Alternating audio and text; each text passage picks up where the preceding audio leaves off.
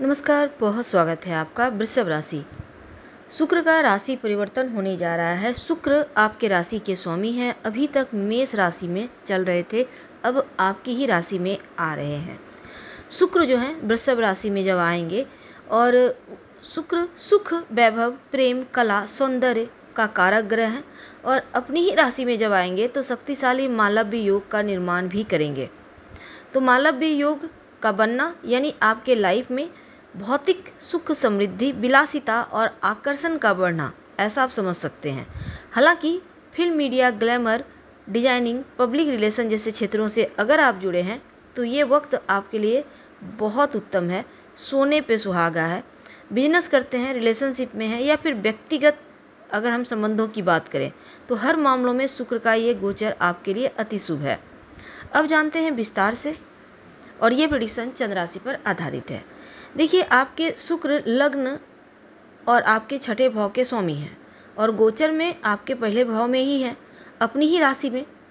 हालांकि अपने राशि में अनुकूल फल देते हैं, ऊपर से शुक्र अपनी राशि में, लेकिन शनिदेव की नकारात्मकता यानी कि शनिदेव की दृष्टि है शुक्र पर।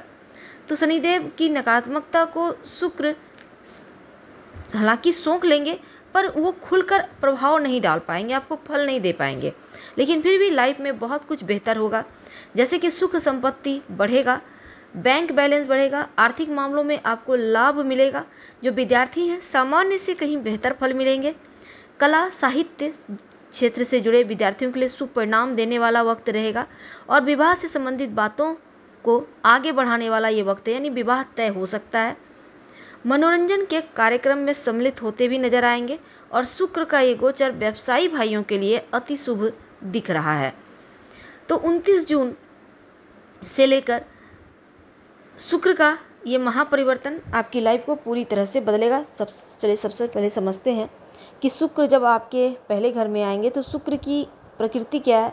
शुक्र लक्ष्मी के कारक हैं, धन के कारक हैं, लग्जरी लाइफ भी शुक्र ही देते हैं। तो धन, वैभव, लक्ष्मी, सुख, समृद्धि देने वाले ग्रह शुक्र हैं और इनके अधीन सब कुछ है। तो वृषभ राशि के स्वामी हैं। अब शुक्र बैठ गए हैं पहले ही घर में आकर। आप नौकरी करते हैं या व्यापार करते हैं, आपको धन की कमी नहीं होगी, कहीं ना कहीं से धन आता रहेगा। एक के बाद एक गुड न्यूज़ पूरे महीने मिलते रहेंगे। पैसा फंसा हुआ रुका हुआ धन भी आएगा, सुख समृद्धि का स्रोत बढ़ेगा। अगर आप वाहन लेना चाहते हैं तो शुक्र इस समय आपको लग्जरी चीज़ों में इजाफा करता दिखेगा। अगर कुंडली में शुक्र की दशा अंतर्दशा चल रही है तो सुख समृद्धि लग्जरी चीज़ों की प्राप्ति भी करवाएगा। नया घर लेने के योग बनेंगे, नया वाहन लेने के या घर की रेनोवेशन करने का भी ये समय बहुत उत्तम है। घर में साफ सफाई आप करवा सकते हैं। आपका जो बैंक बैलेंस है वो बढ़ेगा। चूँकि शुक्र प्रेम के भी कारक है तो देखिए, प्रथम भाव में आने से आपके जीवन में कोई ना कोई नया मित्र जरूर आएगा और मित्र का आगमन हो सकता है वो आपके सामने प्रेम प्रस्ताव रखे। अगर आप सिंगल हैं तो प्रेम का इजहार आपको सामने से करते दिखेंगे। अब देखिए, प्रेम बिल्कुल सात्विक होना चाहिए, इस बात का ध्यान रखें। आजकल प्रेम का परिभाषा चेंज हो गया है। वैसे शुक्र खर्चों में भी वृद्धि करता है तो सुख साधन पर खर्च करवाएंगे।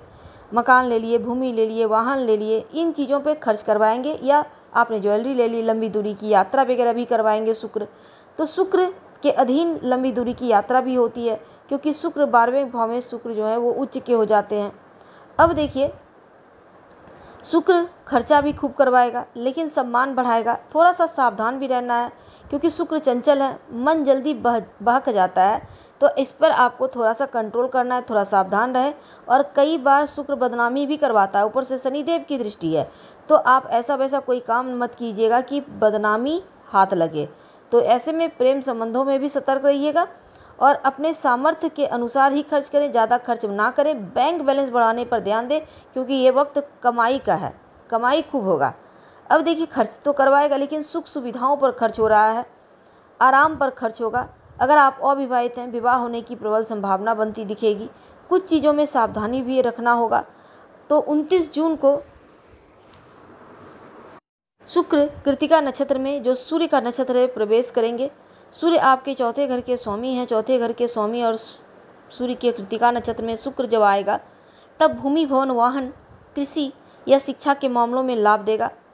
और इस साथ ही वृषभ राशि वालों ज़मीन जायदाद प्रॉपर्टी खरीदने का योग बनेंगे, नया वाहन ले सकते हैं। शिक्षा के क्षेत्र में शुक्र आपको सफलता देगा, क्योंकि सूर्य के नक्षत्र में किसी भी बड़े स्कूल कॉलेज में दाखिला आप ले सकते हैं। कॉम्पिटिटिव एग्जाम वगैरह में सफलता मिलेगी।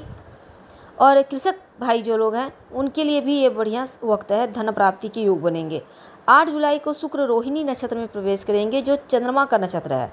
चंद्रमा अपने आपके तृतीय भाव के स्वामी हैं और 8 जुलाई के बाद शुक्र आपके रोहिणी नक्षत्र में जब आएंगे, स्थान परिवर्तन या छोटी मोटी यात्रा के योग बनेंगे। ट्रांसफ़र तबादला हो सकता है, छोटी यात्राएं करेंगे, खूब यात्रा होंगी, परिवार का साथ मिलेगा, बंधु बांधव का सहयोग मिलेगा। मीडिया क्षेत्र से जुड़े हैं तो आपकी तूती बोलेगी, मीडिया में आप छाए रहेंगे। 20 जुलाई को शुक्र मंगल के नक्षत्र में मृगशिरा नक्षत्र में प्रवेश करेंगे। सप्तम भाव और दसम भाव के स्वामी है मंगल, तो शुक्र मंगल के नक्षत्र में जब आएंगे, सप्तम द्वादश भाव के स्वामी मंगल, 20 जुलाई के बाद आप विदेश यात्रा का आनंद ले सकते हैं।